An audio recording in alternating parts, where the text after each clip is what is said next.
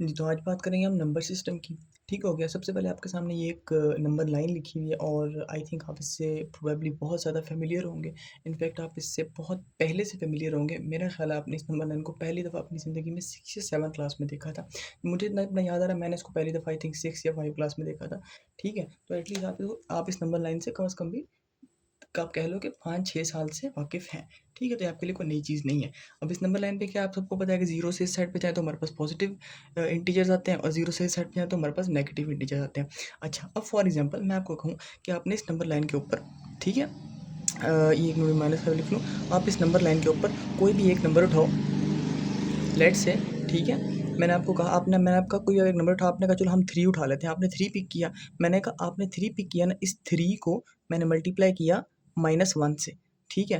तो मेरे पास आंसर क्या आया? मेरे पास आंसर आएगा -3, जो कि कहाँ पे है? जो कि यहाँ पे लाया करता है। मतलब अगर मैंने यहाँ से कोई नंबर उठा के उसको -1 से मल्टीप्लाई किया, तो वो 180 डिग्री रोटेट होके यहाँ पे चला गया, ठीक है? और अगर मैं -3 को मल्टीप्लाई करूँ -1 से, तो फिर वो क्या आ जाएगा? वो 3 आ जाएगा, वो फिर रोटेट होके 180 डिग्री वापस यहाँ पे आ जाएगा।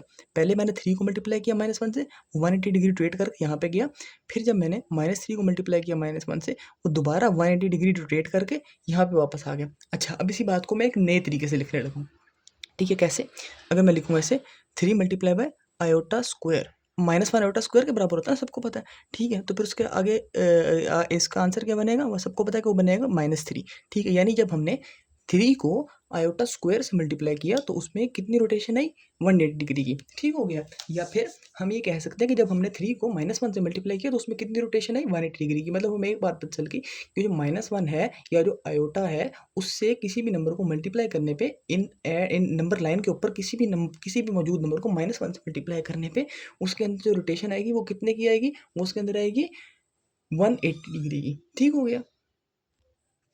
चलो अब यहाँ तक तो बात हो गई सिंपल कि हमने कोई भी नंबर अगर जो नंबर लाइन के ऊपर मौजूद है उसको जब हमने आयोटा स्क्वायर से मल्टीप्लाई किया तो फिर उसके अंदर कितना शिफ्ट आया? उसके अंदर शिफ्ट आया 180 डिग्री का। ठीक है? अगर मैं इसी बात को आपसे ये पूछ लूँ कि आयोटा स्क्वायर से मल्टीप्लाई करने के ऊपर आयोटा स्क्वायर से मल्टीप्लाई करने के ऊपर शिफ्ट आया था 180 डिग्री का, ठीक हो गया? और अगर हम ये मैं सोचूँ अगर मैं ये आपसे पूछूँ कि आयोटा से अगर मल्टीप्लाई करेंगे तो फिर उसके अंदर कितना शिफ्ट आएगा? तो ऑब्वियसली आप कहोगे कि अगर आयोटा स्क्वायर से 180 डिग्री का आया था तो आयोटा से आएगा 90 डिग्री का, ठीक हो गया? इसी तरह अगर फॉर एग्ज़ाम्पल मैंने यहाँ से 3 लिया, ठीक है? और 3 को मैंने मल्टीप्लाई किया, मैं यहाँ पे नीचे यहाँ पे साइड पे कर देता हूँ, ठीक है? 3 मल्टीप्लाई बाय आयोटा, तो हमारे पास आंसर क्या आएगा? वो आएगा 3 आयोटा, ठीक है? इससे आपको पता चला कि 3 आयोटा उसका यानी कि वो 3 से 90 डिग्री आगे होगा, ठीक है ना? 3 से 90 डिग्री आगे तो फिर वो जो इमेजिनरी नंबर होते हैं बेसिकली वो हमारे पास यहाँ पे लाई करते हैं वाई एक्सिस के अलोंग, ठीक है? और यहाँ पे आयोटा होता है और फिर ये 2 आयोटा हमारे पास आ गया, फिर ये हमारे पास आ गया 3 आयोटा और ये ऐसे ही 4 आयोटा और ये नीचे को इसी तरह चलेंगे तो हमारे पास आ जाएगा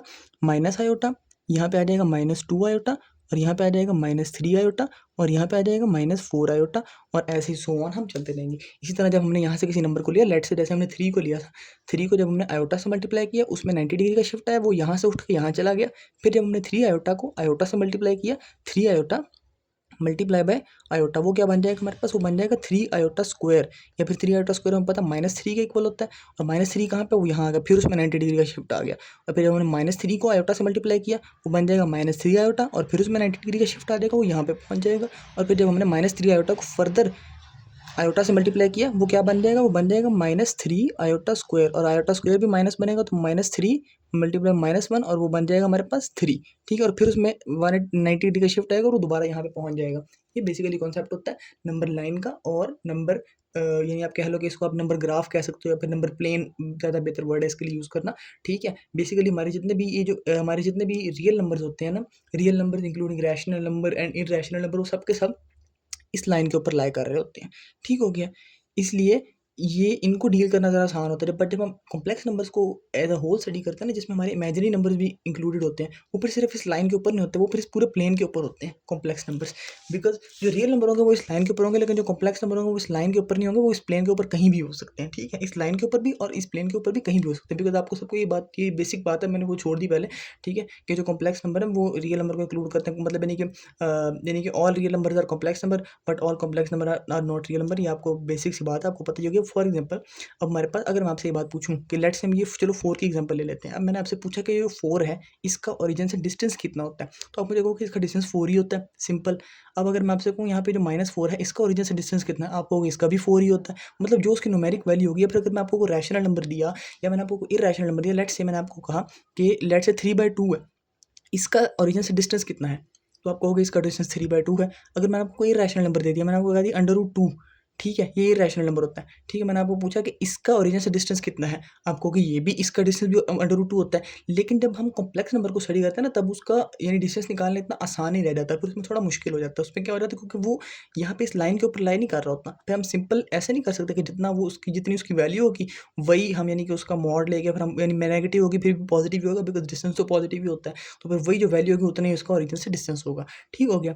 अब जब हमारे पास इस तरह आ जाता है ना, फॉर एग्जांपल अभी मैं आपको नंबर बताता हूँ। लेट्स से हम नंबर कंसीडर कर लेते हैं 3 + 2 आयोटा, ठीक है। हमारे पास नंबर आ गया 3 + 2 आयोटा। 3 + 2 आयोटा कहाँ पे होगा? उसका ये 3 और ये 2 आयोटा यहाँ पे वो नंबर लाई कर रहा होगा, ठीक है। इस पॉइंट के ऊपर ये नंबर लाई कर रहा है नंबर प्लेन के अंदर, ठीक है। अब इसका जब ओरिजिन से डिस्टेंस निकालना है, तो फिर हम यानी कि अब ये अगर यहाँ से आप देखो तो इसका जो अगर ये फॉर एग्जांपल अगर हमें राइट एंगल ट्रायंगल ड्रॉ कर लें, यहाँ से मैं डॉटेड ड्रॉ कर लेता हूँ और ये बन गया हमारे पास।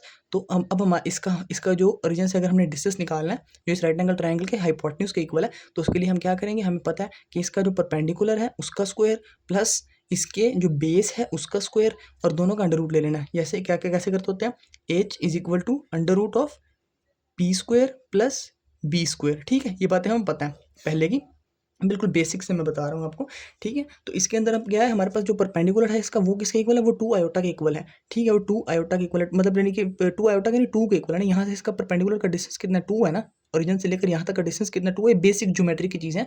अब मैं इनको ज़्यादा रिपीट नहीं कर रहा हूँ। ऑब्वियसली जब आप एंट्रेंस वगैरह की, अब एप्टीट्यूड की किसी की भी तैयारी कर रहे हो तो फिर ये कंसिडर किया जाता है एक टीचर की तरफ से कि आपको यानी कि बेसिक्स कम से कम हर चैप्टर की आती हैं। बिकॉज अगर मैं बेसिक्स सब बताने बैठ जाऊँ तो उसमें ऑब्वियसली काफ़ी ज़्यादा टाइम वेस्ट हो जाएगा, ठीक है। इसका यहाँ से डिस्टेंस 2 है, ठीक है, और यहाँ से इसका डिस्टेंस है 3। तो फिर वही बात आ जाएगी कि हम इसको क्या करेंगे कि इसका जो यानी जो यहाँ से लेकर यहाँ तक का डिस्टेंस है, जिसको हमने एच यानी इस ट्रायंगल का जो हाइपोटेन्यूज है, या फिर हम इस यानी कि जो हमारे पास ये लेट्स से कॉम्प्लेक्स नंबर था z, तो हम z मॉड उसका कहेंगे। z मॉड का मतलब है उसका ओरिजिन से डिस्टेंस, तो हम उसको इसी तरह निकालते हैं 3 स्क्वायर प्लस 2 स्क्वायर। और आगे आपको पता है कि आपको यानी कि अपने इसको आप उसको सिंपली कैलकुलेट कर लोगे तो आपके पास इसका आंसर आ जाएगा, ठीक है। 9 प्लस और क्या नाम है उसको 4 करके अंडर रूट 13 आपका इसका आंसर आ जाएगा। मतलब इसका इस कॉम्प्लेक्स नंबर का ओरिजिन से डिस्टेंस होगा वो अंडर रूट 13 होगा, ठीक है। ये कॉन्सेप्ट है जब आपने किसी भी कॉम्प्लेक्स नंबर का उसके ओरिजिन से डिस्टेंस निकालना होता है। डिस्टेंस का आपका डिस्टेंस का फॉर्मूला नोट करना। फॉर्मूला उसका क्या होगा, लेट्स से हमारे पास कोई कॉम्प्लेक्स नंबर है x प्लस वाई आयोटा, तो उसके लिए हमारे पास डिस्टेंस निकालने का क्या तरीका होगा कि z मॉड, जिसको हम उसका डिस्टेंस भी कहते हैं फ्रॉम ओरिजिन, उसका फॉर्मूला क्या होगा under root X square plus Y square, ठीक हो गया। और ये आया कहाँ से, ये मैंने आपको सारा एक्सप्लेन कर दिया, ठीक हो गया।